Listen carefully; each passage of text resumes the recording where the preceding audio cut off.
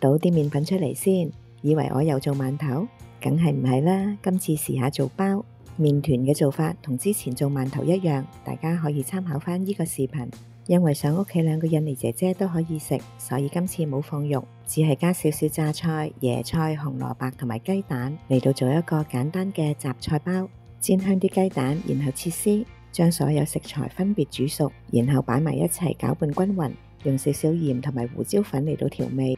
我想惹味啲，所以加入一啲榨菜同埋蔥粒。啲餡料準備好啦，麵團都已經發酵1個鐘頭，攞返出嚟已經大咗好多啦。撒少少乾粉喺個墊上面，硬麵棍都要加少少粉，先用雙手將個麵團搓一下，搓到唔怕黐手啦，就可以將佢捲起上嚟，然後切成一個個自己中意嘅大細。我將佢分咗14份，會做成14個包。分好一個個小麵團之後，將佢研薄佢，研成咁樣嘅圓形，然後加入餡料，左手拇指壓住啲餡料，右手將佢一路一路咁樣摺疊埋嚟。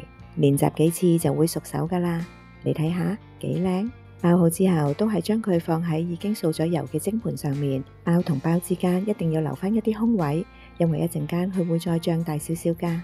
睇下每一格剛剛好放7個包，用呢個雙層嘅蒸鍋一次過就可以蒸晒啦。啲包放好晒之後，先等佢醒面10分鐘，然後先至開始蒸。由水滾起計，大約蒸佢18分鐘。